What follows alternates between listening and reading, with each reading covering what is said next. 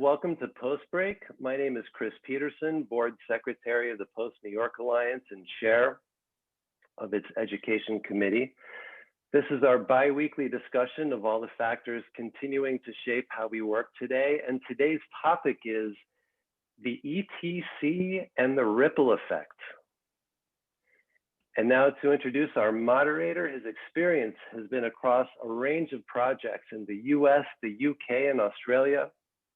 He's worked for broadcast networks, feature film studios, and independent producers. He's been a post supervisor, producer, project consultant, manager, and executive. His most recent credits include VP of Studio Services at HBO and VP of Post-Production for Vice Studios. He is now a partner at Next Gen Production. Please welcome PNYA board member, Ben Baker. Thank you, Chris. It's great to be back this week for part 2 of our virtual production primer. Last week, we met Brian Pohl from the Unreal Fellowship, and we talked a lot about Unreal, about the development of previs into what we now call virtual production. And this week is very interesting. I've got 2 fellows here from the Entertainment Technology Council out of Los Angeles. I've got Eric Weaver here, who's the Senior Director of Virtual and Adaptive Production, and a special surprise guest, Greg Chaccio, who agreed to join us as well to fill in some of the blanks. He's the Head of Production Technology and Post at the ETC. Guys, welcome. Thanks so much for having us, Ben. Thank you. So, Eric, I want to start with you just to very briefly explain what the ETC is, because it's quite an interesting organization that does these kind of projects. The Ripple Effect was a project that you did last year to test both virtual production and COVID safety. But what is the ETC and what is its mission? So basically, the ETC has been around about 26 years. It was a thought child of George Lucas. And Lucas kind of felt like there needs to be a collaborative organization that all those major studios are involved in so that we work together on different things around technology. So for example, back in the day, you might remember, if you've been around a little while, the VHS versus Beta Wars. So how do we avoid something like that moving forward? And some of the projects that have come out of the ETC include DCI, or Digital Cinema, IMF, Interoperable Master Format, and C4, if you're following any of the hashing algorithms. So we've helped bring them all together. We get projects to about 80% of the way finished, and then we hand them off to a SMPTE for basically formal standardization. At the same time, we also do innovative looks into next-gen technology. What's coming around the corner, basically, and how is it going to affect this community, and how do we bring forefront of knowledge to these senior executives ahead of the broader audience? So I see, on the LinkedIn channel on the internet, it's the ETC at USC. So what's your relationship with the USC? So we're technically part of the School of Cinematic Arts at USC. However, we're solely funded from actually outside organizations. So I directly report to the CTO of Disney, Warner Brothers, Universal, Paramount, New Fox. Sony has been a longtime member. And right now we've got a couple other people who've joined since then, like Iron Mountain or Azure or Verizon. So there's a few others as well in there. So Greg, I'm going to pose a question to you, and it's going to tip right in, which is, what is virtual production? Most underestimated or misunderstood phrase in the industry right now. Virtual production can be a lot of different things to different people, but basically my simple explanation is it's where the physical and digital worlds meet. That's pretty simple. So we heard from Brian last week that the Unreal Engine is used as a major component, but that's really not the only thing going on, is it? It's not. There's a lot of pieces, throughout, I'm sure your career, mine, everybody else's, there's been little changes throughout the industry that we thought were big changes, but in retrospect, we realized, wow, changing standards or resolutions or color and all that is nothing compared to what we're experiencing right now. What we're dealing with are in essence, a return to in-camera visual effects. And now we hear the term ICVFX all the time, and it requires a lot of planning, hence the expression fix it in pre.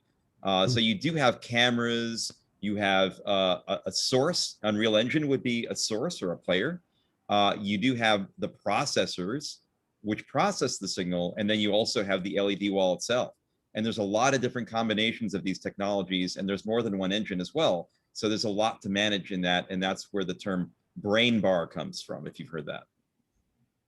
And so, Eric, as we were talking before, virtual production seems to have been one of those, you know, overnight successes, which is 20 years in the making. You know, it's come along very slowly. It's been very nascent. We've seen kind of development and variations of it, and then suddenly everyone is trying to kind of board this.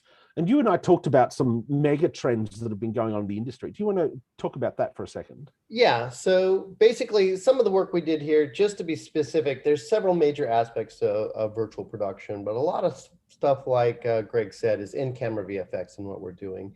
So we're doing the work that's a lot along the lines of kind of The Mandalorian. How are you shooting against these large LED volumes, playing it back with a player or whatnot, and then looking into that. So when it comes to the mega trends, there's a couple mega trends that have really brought this to the forefront. If you look now at the ability for GPUs, 3090s, and even some of the 2080s and other stuff before this have really been a breakthrough in what is possible from the hardware side. So I would say that that's one of the first trends here that is beginning to empower or democratize this. Now it doesn't just have to be necessarily Mandalorian and a big screen. There are a lot of other applications now that you can do, especially when it comes to something like Epic or Unreal, where you can develop some of this stuff yourself. And Unreal is a major trend that has really made what is possible. And when you look at the fidelity of what is possible now with Unreal, it's really rather shocking. So I actually have a little clip here that I'd like to show you on some of these things. Let's see. Let me play this. Oops. While Eric's getting that clip together, Greg, I might go back to you and kind of dive into some of these, the building blocks of the virtual production set a little. The camera, first of all, what is happening in the camera to enable this technology? There are things that you're adding to that camera.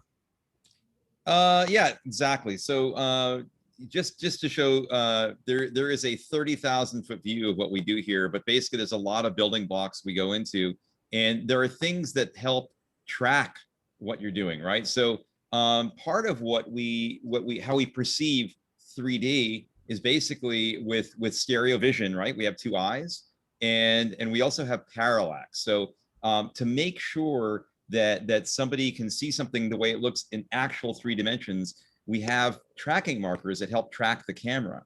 And by tracking the camera, we can in real time move the background in relation to the live action foreground. And we'll show you some video of that. But here, just to show you on Ripple Effect, we have a shot basically of, and you'll see this actually the very first time. We'll show a clip of the actual short right here today. But basically, we are going to track our actors and our backgrounds, and it's really super important to have all of that locked together. And again, this is not for the faint of heart. There are there's actually a shortage of people out there. So if you're looking to get into virtual production, now is a great time, because there really are, I mean, they're just reaching out to people left and right saying, if anyone has experience, please come forward. And there's a lot to know on the camera side, on the display side, on the lighting side as well. And part of what Eric and I are involved in on an ongoing basis are virtual production testing. And so the camera's important, the engine's important, how we send signals back and forth. It used to just be everyone on stage or on set basically had everything self-contained. What we're dealing with now is we're dealing with VAD, or virtual art departments, that are located in other places. So you add that to the mix, you've got content being generated in another place, and then you have it being played back on a stage, and then you've got live action in front of it, and then you're capturing that on a big LED wall, and then you're sending that to a monitor, and then you're viewing the monitor. That's a lot. That's a lot of nodes in the chain to get right. And so that's one of the things we've been focused on is best practices in this area. And of And course, before I finish the mega trends, the other thing that's very important is that if you're following any of the work of Noah Kadner, he says that there's 120 stages that have been built in the last year. There's another 80 coming on board. And that's at an average of somewhere between $4 and $8 million a stage, doing an economic impact of somewhere around $700 million. SMPTE just last week said that they feel virtual production will represent a $1.3 billion impact in the industry by 2026. So if you're looking for a very promising area to work that is actually pretty exciting and interesting, I definitely would take a look. I do actually have this up now. I can. oh, great. Yeah, share let's this. know. Let's know And I'm gonna fast forward a little bit of this, but because I want you to just kind of see what things look like or how good things look. It's just shocking. Let's go see if that's in here. Oops. We're getting conflicting messaging. Why does it get small when I'm auto? Oops, it jumped When I, like, backwards. Now, By the way, Unreal Engine is free. is Nanite, our virtualized micropolygon geometry system that frees artists to create as much geometric detail as the eye can see. Virtualized geometry supports orders of magnitude more triangles without compromising speed, and replaces the traditional system of mesh LODs, handling all detailed transitions seamlessly without any additional setup. In other words, Nanite lets the artist create while the engine does the work. Switching to this Nanite visualization, you can see individual triangles rendered out as different colors here in the viewport. And because the geometry is now virtualized, you can feel free to place assets like these all throughout your scene to fill out a massive player space. Using this debug view, you can see individual instances represented by different colors from swatch to swatch. Each instance in this environment contains around 1 to 2 million triangles, providing enough detail for the camera to roam with complete creative freedom. Now, UE5's new anti-aliasing solution, Temporal Super Resolution, keeps up with all this new geometric detail to create sharper, more stable images than before, with quality approaching true native 4K at the cost of 1080p. While highly detailed assets are great on their own, high-quality lighting that realistically reacts to your scene is what opens the door to more dynamic worlds and immersive gameplay. Lumen is our fully dynamic real-time global illumination solution that immediately reacts to scene and light change, making for more believable experiences. And the GI hooks in directly with our time of day settings, allowing for true physically based setups for photorealistic environments. The Megascans library has meticulously calibrated physically based services and objects in the thousands of assets as of today. And the assets that we're highlighting here show just how powerful it is to have Nanite and Lumen working in tandem. Also, And I'll stop thanks to the that new right there at Sky that Hemisphere point, system, but, it's incredibly simple to quickly simulate realistic. But it's pretty crazy to see carefully what is architected possible volumetric clouds, nowadays. and make modifications to things like atmospherics, I think that's still running, Eric. and for I this mean, that is amazing to think that it's doing it all in real time as well. Yeah. Right. There's no rendering. There's no like set it and come back in like 12 hours to see if you've got it right. It's all you can make an adjustment and hit play straight there, and it's rendering in real time. I don't even understand how Unreal does that. It seems like sorcery to me. The GPUs help. Yeah. So Eric, Another you fascinating identified. thing there is that the head of production, Michael Fink at USC, said 50% of his students now are actually using this tool to do previs real time for their shorts. So being able to figure this out, use these things in simple ways has really been amazing and awesome. And it's just going to catch on and keep going and keep going. So we identified NVIDIA's work in just getting that chipset down, staving off heat. And then Unreal, first of all, just being released and then being made free. And we talked about that a bit last week with Brian, just the explosion of people coming into the space. So we kind of all know the answer, but what was the third mega trend that really kind of pushed this to the fore? Well, I think that it's COVID, and I think that the aspect of being able to have more control at different times, not being able to ship large teams, large places, being able to have small controlled environments. There's too many variables when you're moving, 40 people to Tunisia or having to do a trip or something like that. Plus, being able to do a lot of these control things. But what's really great, though, is that that has been one of the few good things we've seen out of COVID. It really pushing technology like this forward very rapidly. So, and when you look back at history, you've seen a couple major shifts like tape to file formats and other things where weird outside forces kind of affected things, and it does create a shift for us. So That's right. I remember that was the it was the nuclear reactor kind of being flooded Tsunami. in Japan. the and the tsunami in yeah. Japan It got rid of started all with the Japanese Betacam tapes, or what that's tapes right. Mm-hmm. It started before that with the potential SAG strike, and that's when the producer said, well, wait a minute, SAG means shot on film, so why don't we go to AFTRA, shot digitally? And then in a 1-2 punch fashion, then the tsunami happened. So they went from film to tape to file in just a couple of years. Yeah.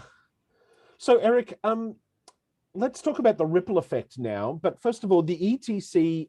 So how does the ETC start on a project like this? They have an organization that wants to find out something, and they come to you. Yeah. So basically, the way that we do this model is that I work with the CTOs of the studios, and then I'll work with the head of a certain part of their innovation lab or whoever's doing that. And they'll define a series of problems and saying, hey, look, here's some stuff that we really want to take a look at in much more depth and learn about. Let's do a project about that. And something like that can cost a studio a lot of money. If you got to get SAG out there, you got to rent a lot, you've got to manage the whole production, then you figure out what you want to be testing.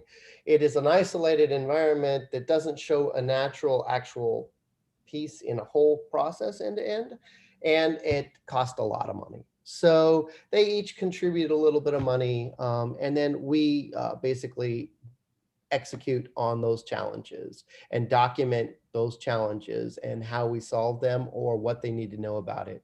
So on Ripple Effect, for example, if you go to rippleeffectfilm.com, you can find a 148-page white paper that documents what we were looking at, why we were dealing with things, and shows you quite a bit of our learnings across the board. I would recommend everyone check that out. I mean, you've written a dense piece of work there, but I haven't seen another single document that outlines all of the challenges and all of the kind of walls you had to break through, and all of the different the level of detail you go into in that paper is quite astounding. Yeah, so you can always just identify what sections pertain the most to you or you find the most interesting. In the situation, we had a couple different key scenes too. Like we attempted to do an indoor scene, a truck or driving scene, and an exterior scene. And we found that they had all different challenges. And we also used 2 different vendors in this one. So we used ICVR to create the VAD world, in combination with XR stages in one situation on 2 of the shots. And then the other situation, we used Lux Machina and Halon Entertainment to do an exterior or a battlefield scene. And they did kind of a very different workflow because there's a couple ways you can do things. Like, so at XR and with ICVR, we didn't have good bandwidth at the time, but we didn't really need to. We had a much larger stage. So we were able to encapsulate everything there on that stage and did the real-time changes there. Whereas when we dealt with Lux, we had a very limited crew. They only wanted, Greg, 10 people? 10 to, yeah, it ended up being 12. Yeah. Yeah, and then, so when Halon was making changes to the VAD environment, they were doing it real time via a software called Perforce. And we were basically using LiveView from Clearview Flex from SohoNet to communicate with them in on the other side of town. One was in Arts District and one was in Santa Monica. And what you find sometimes as you're building these assets that they don't completely color match. you know, to the dirt that you put on the ground, right? You're like, that's not really quite as well matched as we were hoping. And now all of a sudden you need another rock in the background or a tree or something. So being able to make those changes real time is very valuable. You're making those changes to the environment live while everyone's Live. on set. Yeah, while people were on set, absolutely. Wow. And just quickly, and so how do you decide what project you're going with?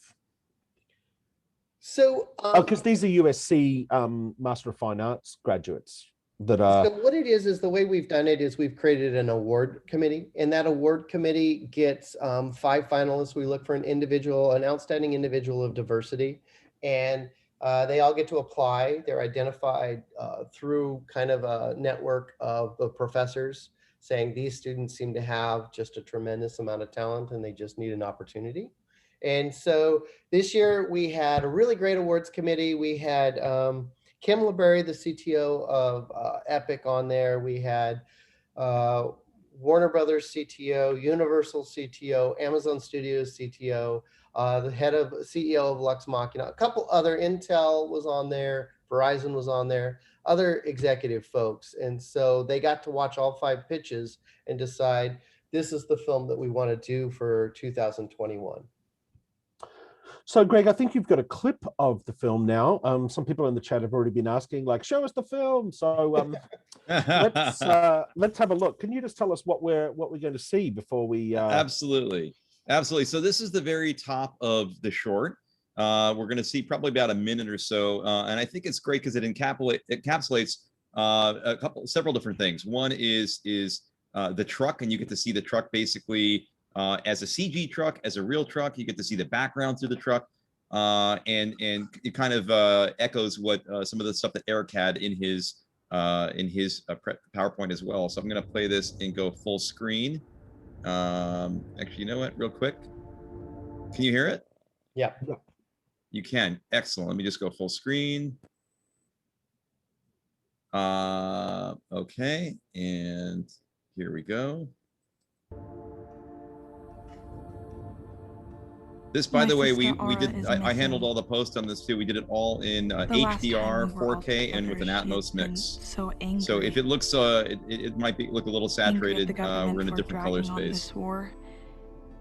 Angry at our family for not seeing the injustice. So you can see behind this window is a LED wall. So that's a virtual background. This is a CG shot. The Union has been waging a war against the natives of this planet to expand Here's their our territory. truck, our CG truck. Inserting chips and bio-enhanced soldiers that Dad helped create. Our logo, cut to live action. This is the real truck. Not Obviously the real everyone who works for the actors. Union gets taken care Virtual of the way we background do. back here.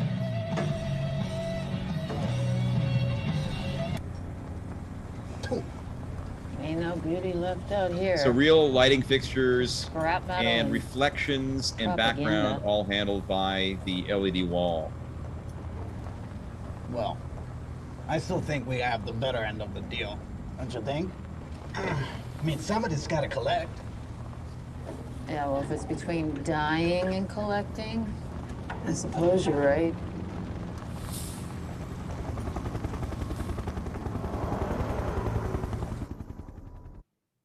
All right. Great. So, oh, sorry. Would you like me to share another shot of the truck real quick? Oh, yes. Yeah, let's see that one. That's so I do have that in here. Let me just share my screen. And you might want to talk about the technology that you're using here, because we're kind of looking at the virtual truck. Yes, actually, I originally we were going to follow this, but this is good. This shows context of what you were just seeing, and then I have a shot after this, a little short video clip of the photogrammetry and how we did the previs on that. Yeah. So originally, you can kind of see Reiner up on top here. He took I don't know, over 500 photographs of the truck, and then he basically created a simplified asset. And Greg will show you a great video on that one here. But there's so many iterations of this truck here. Like we ideate it first, we scan the truck, we create 3D meshes and textures of the truck. We can test it and look at it on the stage, and we can refine it. And then Here's a, I'm gonna see if it will play this time. Hmm. Here's kind of Yeah. the actual truck on set as we begin to run the wall to be looking at how things are playing or working. But I'm gonna actually let you see Greg's video, which I think is even more fun. Well, that's interesting. And by the way, one of the things I wanted to mention is that virtual production, again, means a lot of different things. In this case, we were able to rent this Mercedes Unimog for 1 day. And the only way we can do that is with the scans of it, right? So you take these scans, or in this case, a bunch of different photos and stitch them together. And now you have a truck for the rest of the production. It didn't cost you. You didn't have to rent it for multiple days. So I'm going to show you real quickly what this Sketchfab application will allow you to do. So here you have Reiner Gombos, our virtual production supervisor, and DP Emery Octon. And so you can see he's got his iPhone out there, and he's taken that scan. He's positioned it in real time over the stage because that Lamborghini is just temp. It's not supposed to be there. But we didn't have to rent the truck for that. It was like a couple of weeks before we actually took delivery of it. So Reiner is able to go around the object and visualize it in space in real time. The question about LiDAR to scan the truck, no, we were actually just using photographs, and Reiner then put it into his own. He's got a company that focuses on creating assets. And Reiner Reiner's the virtual production supervisor in this. He is, yes. And this enabled him to show Emery, the DP, how to block camera. So we were able to do that and make sure that our sight lines were okay, make sure that we knew exactly where the background needed to be as far as height and vanishing point and all that. So this is kind of where we've seen the stuff going on in augmented reality then comes on to set, so that we can pin that truck model to a specific location in set and then just walk around it. It all again renders real time, right? That's right. So what is the process that you have to take a filmmaker through to get their head around these tools? Because as you know, it's not just like a theater flat behind you. It's an LED wall with some depth, and people will be able to see their environments for the first time. It's not something you're sticking onto a chroma key or a blue screen or a green screen in post. So how does that change the filmmaker's kind of process of getting their head around this? A lot of planning. For years we were used to that, right? Everything had to be done in advance. We've all seen those amazing 1940s matte paintings where the camera pulls back and you're like, whoa, that's interesting. You're playing a little magic with your eyes, right? So it's a lot of planning ahead of time, which I think is great because it really focused the discipline of filmmaking. As we got into visual effects, digital visual effects, a lot of that discipline I think was lost. And a lot of people thought, oh, we'll make the movie later. And often what you find, doesn't matter how many millions of feet you shoot, if you don't really have a clear idea of what you're trying to do, you're just going to end up with a lot of extra footage. So in this case, it's really making sure that you have a careful preview. And what Eric was saying earlier about creating the previs and Unreal is really the panacea of what we're talking about. We're not talking about previs that gets thrown away. We're talking about very much the same idea when we shoot in a very high resolution on an Arri LF or a Sony Venice, and then we make proxies for editorial and we work with those lightweight proxies. Very similarly, we should scan and do all of our art department, our virtual art department work in full resolution, yet use proxies for the previs so they're lightweight, we can send them around. But the idea is that work that goes into the visualization process should be used all throughout to the wall and then later on to visual effects. Because one of the things that we do have to realize is you ain't always got it in production. Sometimes you'll put something up on the wall and occasionally you'll say, that doesn't really look exactly how I really wanted to. It's not as real. How can we do this? And someone will say, well, I need another week. I mean, things are progressing, but it still takes time. So one of the things you can do is throw a green screen up over what we call the camera frustum. So Eric, you had a nice picture of the Mandalorian earlier where we had Mando basically in front. You can see that little green doorway behind him. Yeah. And so what that is yeah, so what you can do, it's kind of best of both worlds. You'll shoot with the entire wall lit up, but the only part that you'll see green is the part that the camera sees.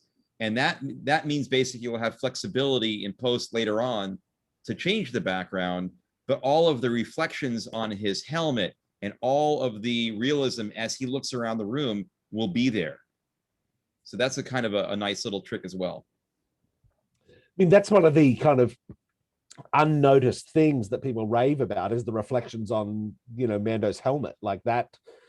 I can only imagine how you'd achieve that in post against green screen. Like you'd just drive some compositors absolutely crazy, like flipping backwards and forwards and trying to get the reflections. Yes, absolutely. Sam Nicholson, by the way, who also his company worked on the short, really the bread and butter of his work initially was car process shots, where you've got windows with curves, and you just got, you know, that's really where this shines. We can't really shoot at the wall, right? Because you'll start seeing the pixel structure, and the ceilings really aren't there yet either. But what you can do is with the proper blocking and having defocus in the background, you can take advantage of the backgrounds, and nothing is like the reflections. They're really amazing. Just a quick question from Thomas Moreau. So the green that we see there, that's on the LED wall, or is that practical? That's on the LED wall. That's on the LED wall, right? So you can just bump into Unreal and then just set yourself a green card anywhere on the environment for what you wanted. That's right. The camera. So there's always a camera frustum, and why we do that is because we want to concentrate all of our power, our processing power, in the area that the camera sees. So can you explain what a frustum is? Yes, it's much like if you've heard of foveated rendering for VR. Is if you've got glasses and you're looking around the room, you only really care about what you're looking at. So part of the compression tricks that we play in the business is basically producing the very highest of quality where it really needs it, which is where the camera's seeing. Everything else is at a lower resolution. In this case, you're replacing that high resolution camera frustum, or the area that the camera is feeling, with a green screen. But you can also do a live comp, so everybody on set still sees it, not as green, but as the comp, and you can even record that comp, and also in green screen, so you have flexibility in post. And the frustum is actually adjusting the depth of things as well if you change a lens. Is that like if you change a lens from like a 50 to 100, then the frustum will actually adjust to that. Absolutely. And Thomas has got another great question. No moire issues? Yes, there are moire issues. Absolutely. And again, there are things, part of what Eric's group and I are doing is talk about what's possible today and what you'll be able to do tomorrow. And we're talking about like this Black Pearl, which is the standard of the industry right now, which is the Mandalorian LED wall. It's this company called Row. It's 2.84 millimeter pixels. Well, that's pretty coarse, because you have to realize that a lot of this gear was not made for our business, right? They were made for live events. And so when you're at a concert, you can see what's going on stage very clearly, and not, you know, bitch about the super expensive tickets you bought to be a mile from the screen. That was their really main thrust, is how do we get as much light output in the middle of a sunny day out in Irvine? So they're retooling a lot of this gear. So the pixel pitch is getting smaller and smaller. Now, Eric, there's sub 1 millimeter pixel pitch. So it's getting better and better, but right now you cannot focus. We're exploring there's definitely more technologies here, and the different panel manufacturers, not just from Row, but now as you get to see LG, Samsung, Sony, all have products that will be entering the market here in the next year that are very interesting for this process. And so we definitely have them on board to basically learn more and more. And I think that this is a very much like the original digital cinema. If you look at the stats, the original digital was equivalent to 1K, whereas film on this color scale was equivalent to 4K. So right now, I think that we're still dealing with a fairly early on set of technologies, but what this will be in 4 or 5 or 10 years will be really amazing.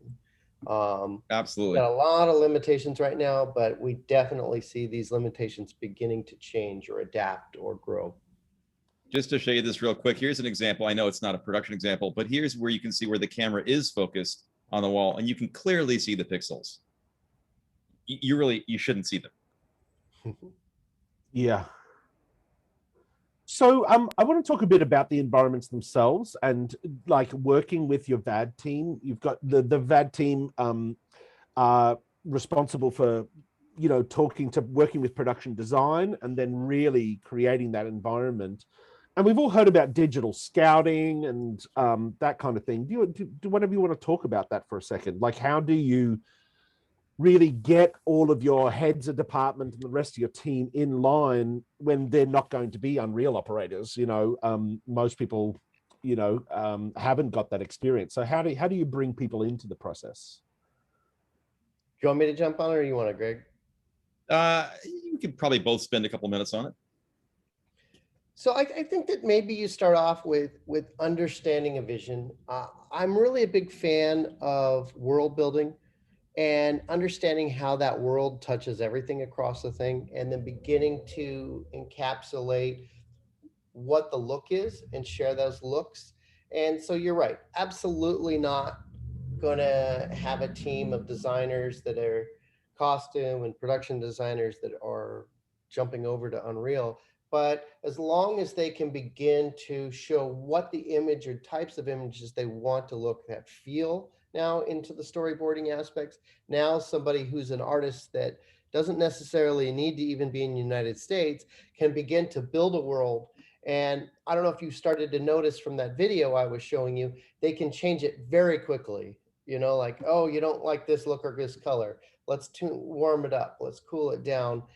So you begin to work one-on-one with some of these people, and you just got to do an iterative process.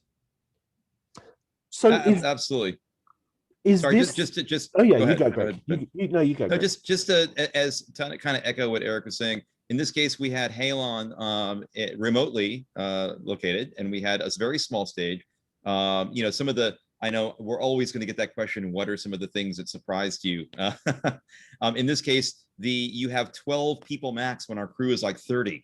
So we basically had to move, you know, makeup, hair, wardrobe, even the directors until we were shooting off, and we had our whole VAD team remote. There's Reiner again with Chris from Lux Machina working on Unreal, and they're sharing a per server, and you've got basically the set there.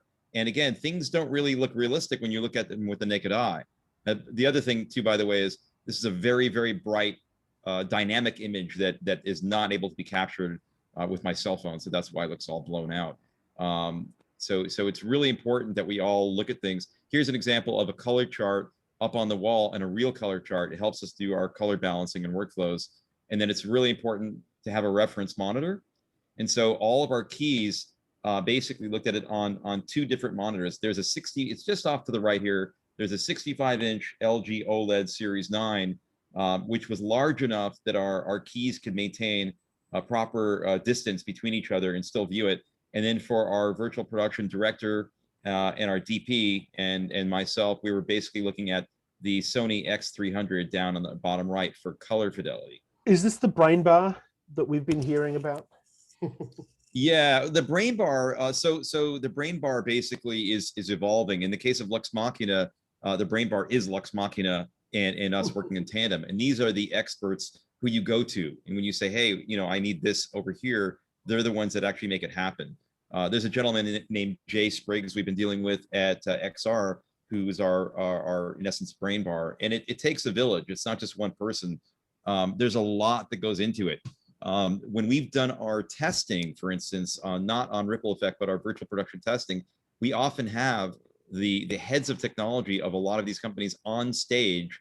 In essence, we have the most brainy brain bar in the business, because things are changing so quickly that when something is not as you expect, they're able to get into it and fix it right away. So when you go back to the process again, here's kind of the next step. Once you've got something that they somewhat like, you can get into previs and real-time blocking of some of these shots. And this one should have been a dynamic one. I don't think it is, but you can actually have your DP watching as you look at the camera angles, and someone can use a Dragonfly or a glass box virtual camera and be looking all around and saying, how does this look? And yes, this one right here is an early one where basically that truck you saw was shot from the inside, you know, rather quickly put together. but our directors are up here and the DP's up here. And Greg, you're obviously in the session.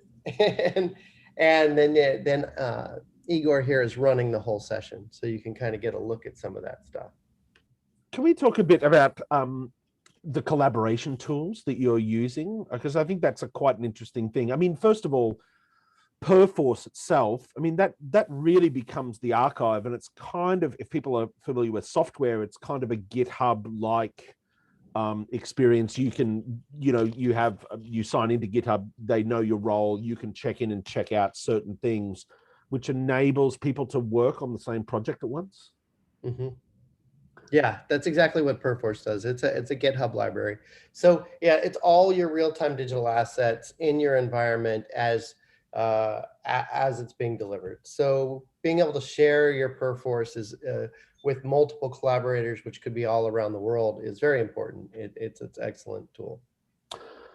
As you're shooting, the camera shooting in the environment, picking up the background, actors in the foreground, is it then a kind of more traditional workflow? The camera's making ARRI RAW files that are then being processed for dailies?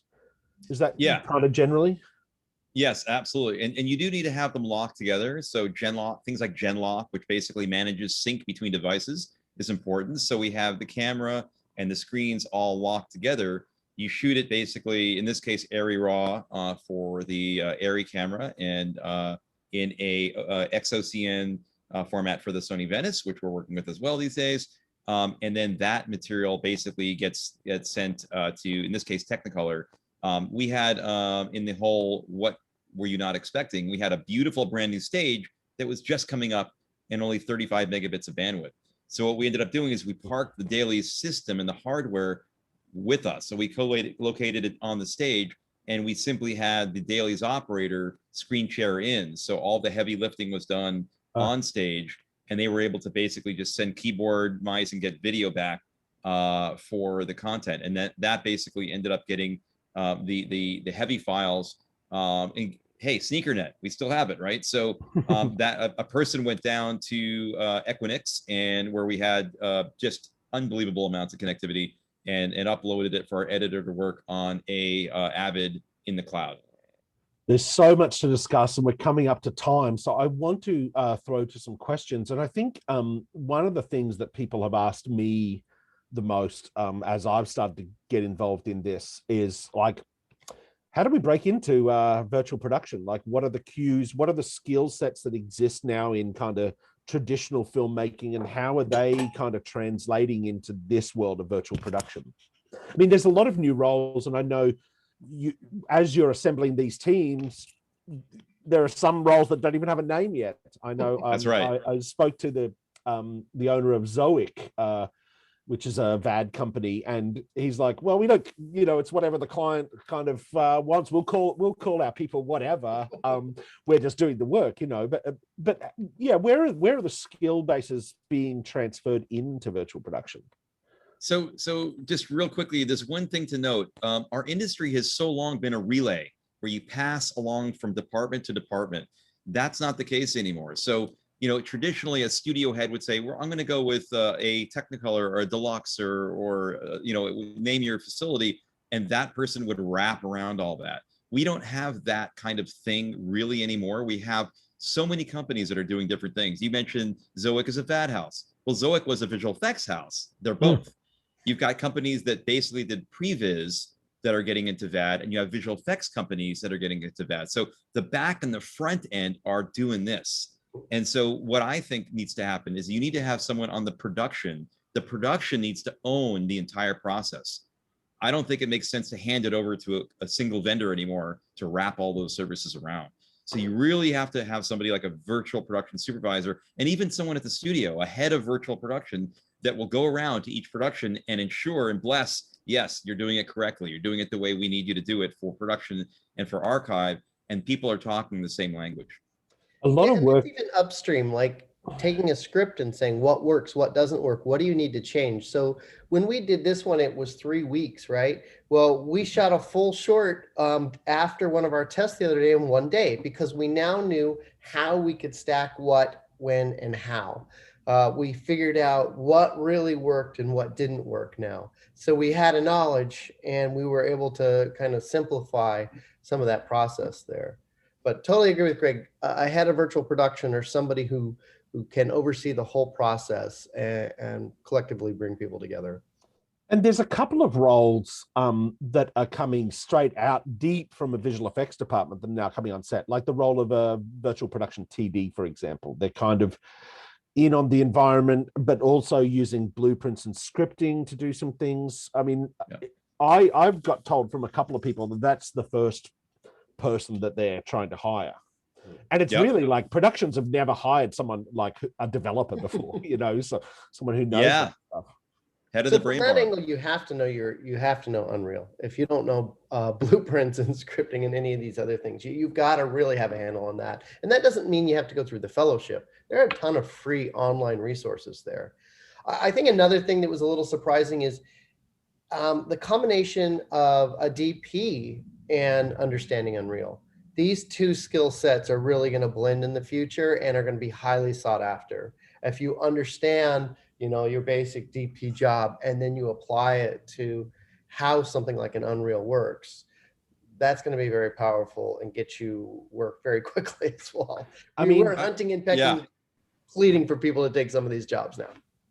I totally agree. And basically, Ben, Eric, and I have all been through the fellowship. We went through the 5 weeks of grueling 8 a.m. to 6 p.m.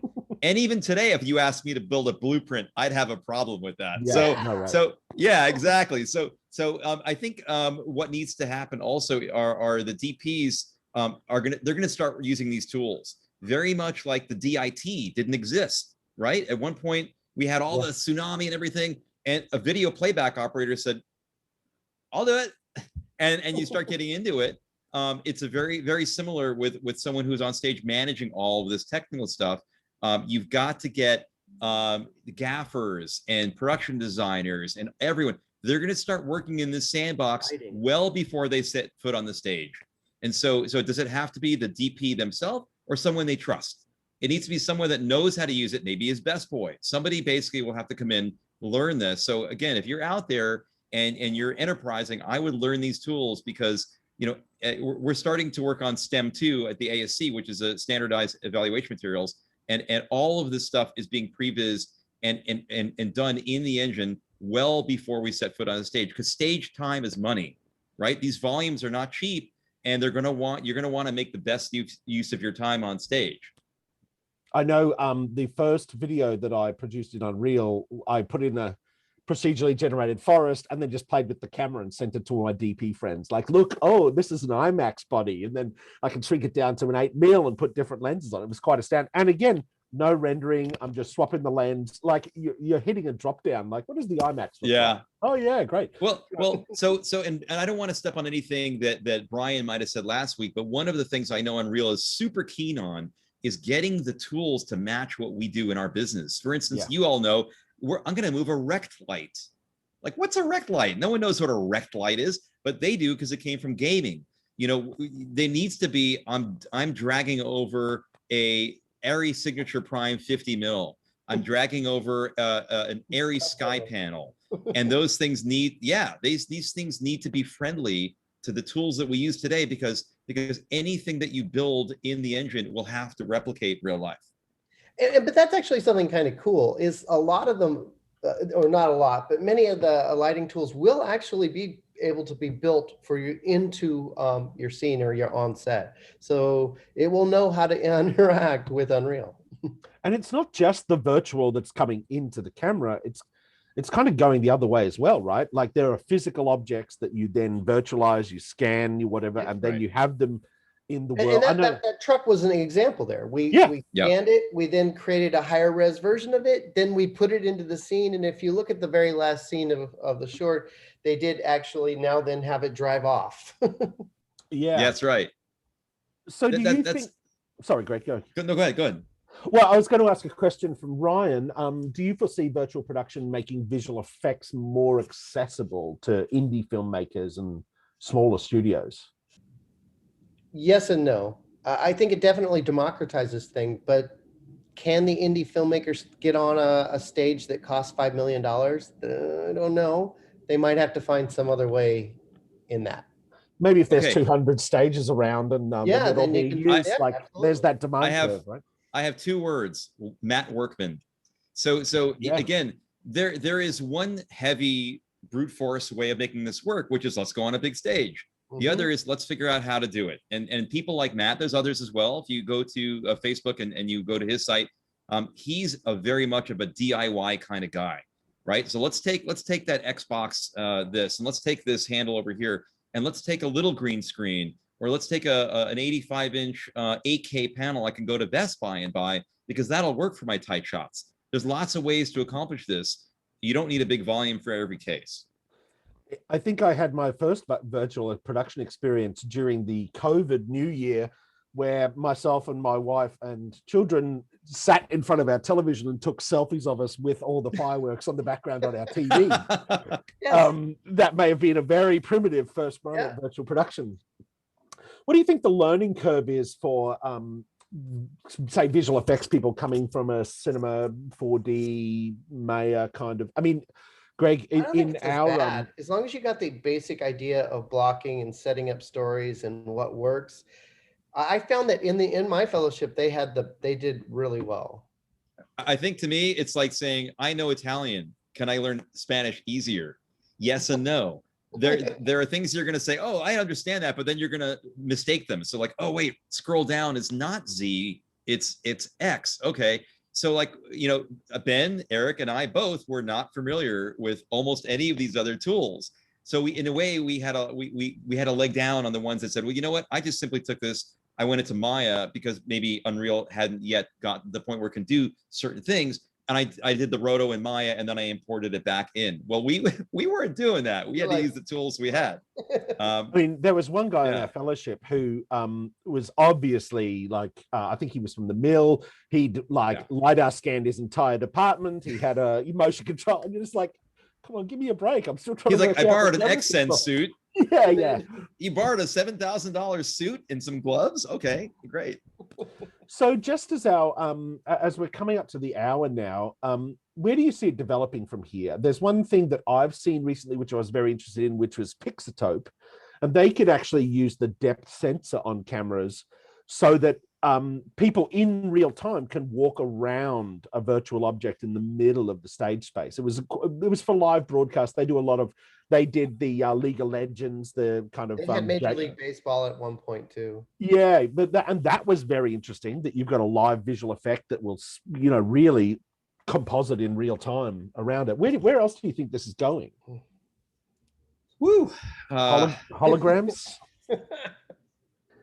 Well, yeah. I mean, there are companies out there making these displays, right? These holographic displays. They're kind of small right now, and they're getting bigger. There's so many areas that this. Yeah, I think that there's just a tremendous number of tech that's coming up here soon, and that it's just, that's why we're at the very beginning of all this, and there's going to be a whole series of different ways to solve things. Again, everything's not Mandalorian, those big screens. It could be smaller screens, mid-sized screens. It could be advanced tech where you're using a totally different aspect. You know, I've heard of another one where you just put it on a green screen and it's playing the Unreal Live into it, so you can see it immediately from a cloud. It's rendering it in. Yep, there's a lot of stuff. You just got to keep your eye peeled, but learning the basics of this is very valuable. And I'm happy to say that Eric has invited me to executive produce their next film, which Greg, Eric, and I are working on, called Fathead. So we're in the beginning stages of that, trying to find our virtual production team, putting that all together. That's very exciting. We're aiming for a shoot in August. So I'll be sure to get these gentlemen back in here to show our wounds after that experience. Guys, thank you very much for coming and just talking us through all of this. This has been great. My name's Ben Baker. Next Gen Production is my company. We're at nextgenproduction.com. We do a lot of virtual production assessments, the kind of things that they were talking about. We look at scripts, we look at, you know, the viability, and then try and match them to talent. So if anyone wants to see any of that, look us up at the website or look us up on LinkedIn. But guys, thank you very much for this. This has been great. Over to you, Chris. My pleasure. Greg, Eric, and Ben, thank you so much. This was just so enlightening and such cutting edge creativity and technology that I really appreciate you bringing that to Post Break and to the Post New York Alliance. And I think we should revisit this topic again in a few months.